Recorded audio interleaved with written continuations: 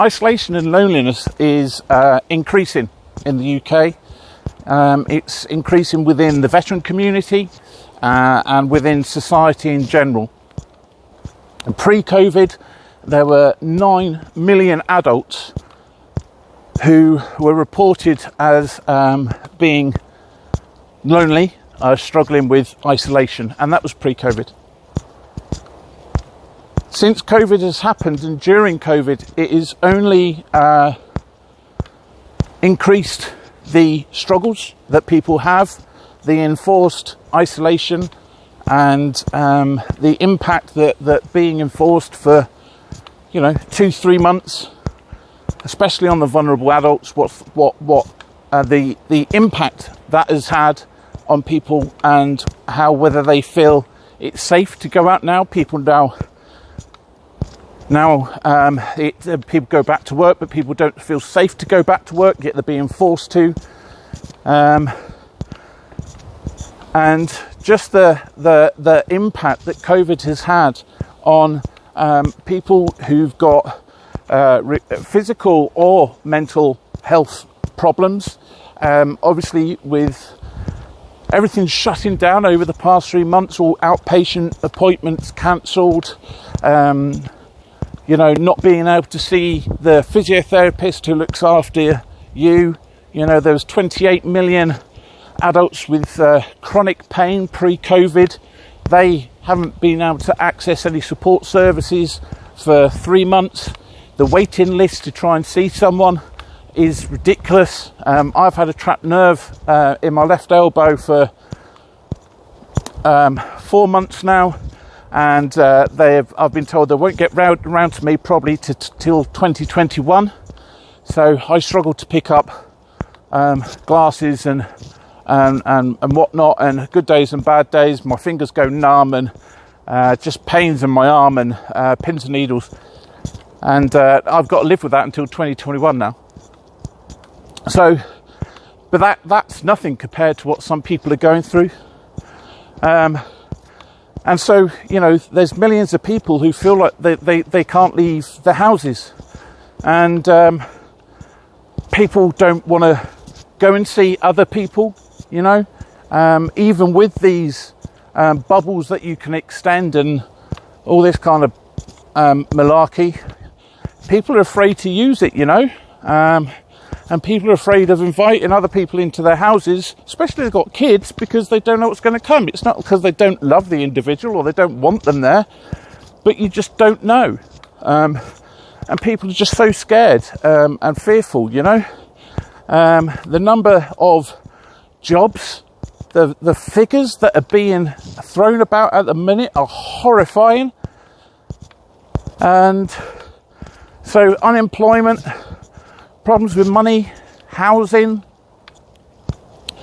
insecurities, uncertainties, anxieties. People are struggling with panic attacks more now than ever. People are more anxious now than ever. People aren't going to some regions, people aren't going to the NHS mental health services because they're afraid of going to the NHS. And that they don't want to burden them. I was speaking to someone, and they've had a decrease in numbers of people self-referring. So, that's a problem. And then other areas, the NHS mental health services are snowed under. And the professionals themselves, as a human being, as an individual, they've got their own stuff going on. They've got their own insecurities. Just because they're a counsellor or a therapist doesn't mean they're invulnerable to poor mental health and anxieties and build up of stress themselves, and the amount of work that they're under. It's putting so much pressure on mental health professionals. And from what you can see, there's very little being done by the government. They're concentrating so much on reducing the lockdown, which is great. I bloody used that word, lockdown. It wasn't lockdown. They're reducing the enforced isolation. That's the one. And which is great, and it gets the economy going, which we need to try and prevent all these unemployment figures from skyrocketing. But then nothing's being done about mental health, and I keep saying there's a mental health crisis on the way, and there is. It's just I can't afford to do a big bloody survey to get the stats which the government will listen to, because that's all they take in. They only concentrate on statistics, all about stats. I understand why.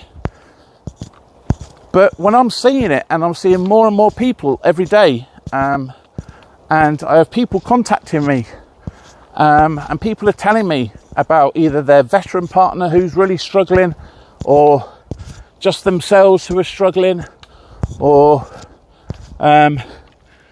family members who are struggling, and it's just getting worse.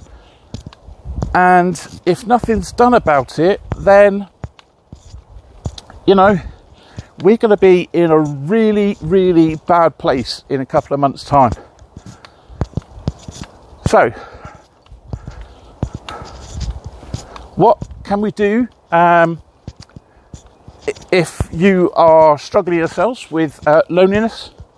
Well, what I would recommend is that you kind of make sure that the ball is rolling professionally. So even though there's a long waiting list, make sure that you speak to your GP, get the ball rolling. And then, whilst that's happening, volunteer, go find out some organisations locally, some of the smaller ones, and volunteer to help out, answer phones, or volunteer to provide some peer support mentoring, or to just help out in general. So many smaller organisations are crying out for volunteers, and volunteering is a great way of getting you out the house, and getting you amongst other people. Actually doing something for others is such a great feeling. The majority of us do feel better for looking after someone else or doing something nice for someone, so that can be really positive for your mental health, and obviously helps other people as well, helps out the organisation, and gets you out the house, etc. So that's just one thing, and probably, I wouldn't say the easiest one to do, but certainly the one that I would recommend doing sooner rather than later. And then you can meet new people, you could possibly make friends, you can then find yourself going out more, you can find someone who's then, empathises and relates to what you're going through, so they could then possibly become someone within your support circle, within your support network. Get a couple of people in your support network, and you'll be amazed at what you can achieve. Suddenly you're not on your own. You reduce the impact of loneliness and possible isolation, and you build up friends. You've got a social support network, and you can just move forward with your life. And then when professional services finally come along, you can process all your thoughts and emotions, and any negative external behaviours. You can process all that with a therapist, So yeah, that's my top my tip for people who are struggling with isolation and loneliness. And God, I'm knackered. This bloody walking trail never sodding ends. So that's my top tip. Is to volunteer, to get yourselves out. Make sure that you kind of look at it. Sometimes you need a rocket up the arse, and a little bit of hard love, to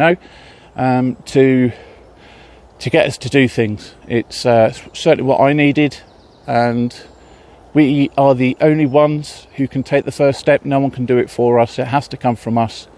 So we've got to be proactive with looking after, managing our own mental well-being, all of our mental well-being, not just loneliness and isolation, and unfortunately that's just the way it is at the moment. We've got to manage our own mental well-being, because mental health services are just overstretched, and COVID has just really had an impact. So I hope that this helps.